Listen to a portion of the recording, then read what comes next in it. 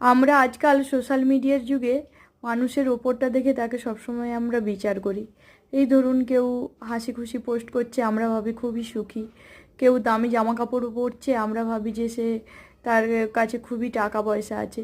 কিন্তু হতে পারে তার হয়তো কোনো অসুখ বিসুখ আছে, কিংবা সে অন্য কোনো সমস্যায় ভুগছে। সবার কোনো না কোনো ঘাটতি রেখেছে।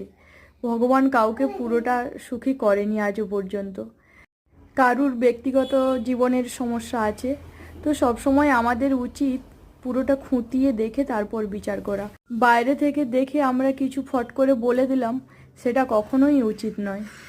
আজকে আমরা বেরিয়েছিলাম, কাছে জগদ্ধাত্রী পুজো হচ্ছে, তার মেলা দেখতে। আমার যাওয়ার ইচ্ছে ছিল না, আমার কাজ ছিল, কিন্তু আমার ছেলে জোর বায়না করে নিয়ে গেল। তো মেলা থেকে কি কি কিনলাম, ঠাকুর কেমন হলো, পরের ভিডিওতে আসছে।